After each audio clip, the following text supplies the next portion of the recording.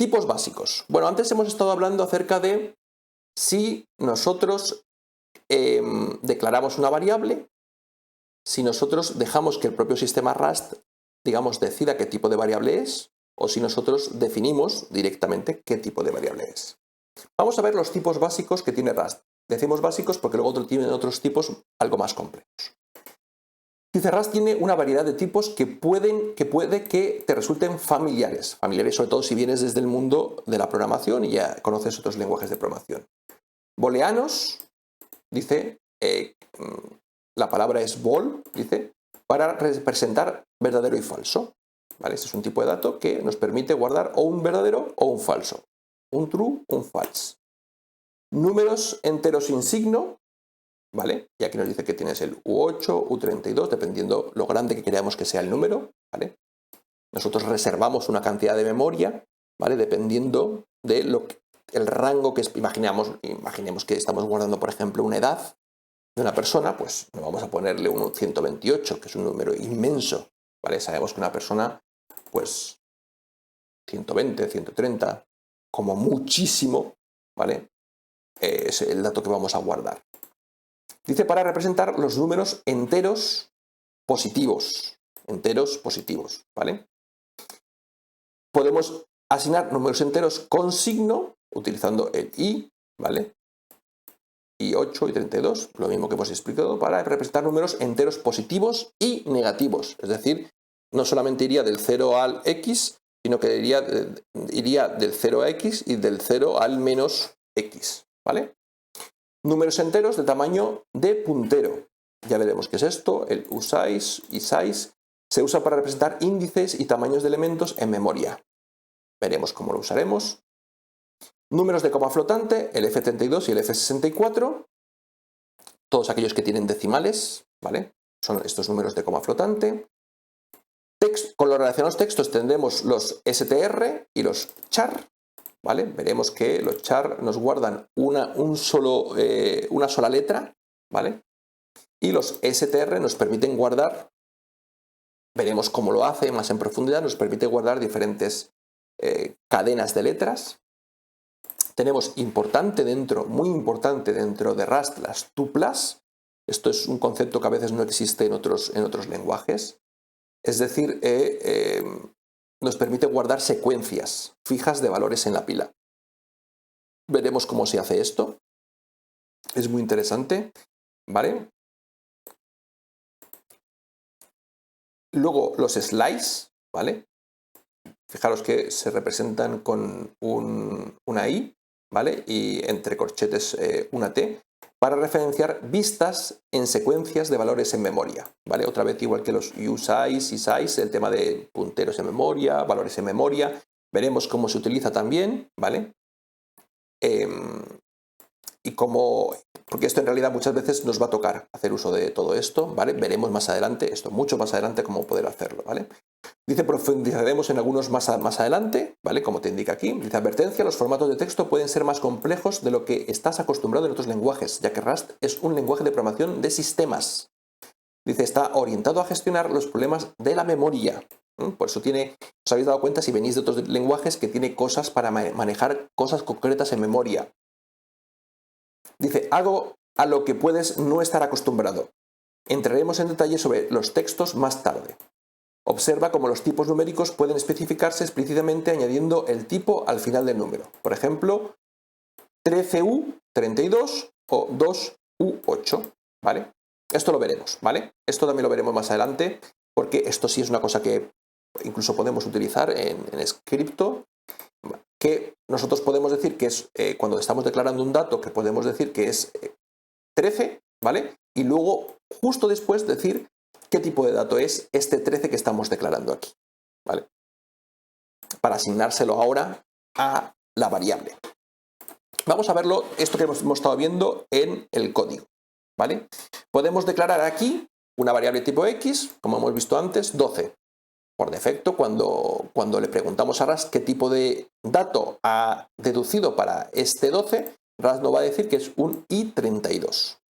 Lo mismo podemos hacer para A. Estamos declarando A, ¿vale? Y ahora pero fijaros que en este caso le estamos nosotros diciendo que es 12, pero que es 12 y le estamos diciendo que es un U8. U8.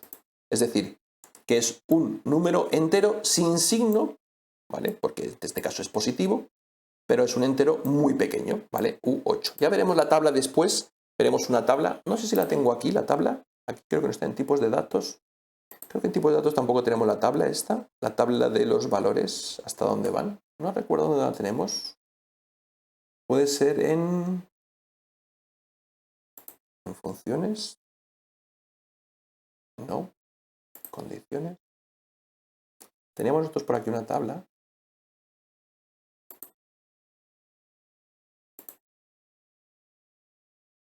No recuerdo dónde tenemos la tabla. No recuerdo dónde tenemos, pero buscaremos y pondremos la tablita para que sepáis el rango de números de todos estos tipos de datos primitivos, ¿vale? En este caso, la variable let le asignaríamos un decimal y por defecto asignaría el F64. Si os dais cuenta, cuando dejamos que por defecto haga las cosas, en realidad va a usar más memoria, ¿vale? Está utilizando más memoria de la que a lo mejor nosotros podríamos esperar. Imaginaos que en cambio de ser X, es la edad. Vamos a poner aquí. Es la edad. Entonces, en realidad, utilizar 1 y 32 para la edad, y 32 se va a muchos millones, es un poco desperdicio de memoria, ¿vale? O en este caso de aquí, imaginaos que en cambio de estamos temperatura, estamos viendo la temperatura A, B, C, esta era la B, ¿no? Esta. Estamos midiendo la temperatura, pues imaginaos que nos vamos a 4×3, o sea, estamos utilizando un F64 para la temperatura, cuando la temperatura, el rango es muy pequeño. O sea, que en realidad estaríamos desperdiciando memoria. Let C4, aquí en este caso estamos haciendo lo mismo, pero nosotros le estamos, fijaros, matizando que en este caso este dato va a ser un F32. Aquí, ¿qué va a inferir de este? No lo pone aquí, pero va a inferir que es un tipo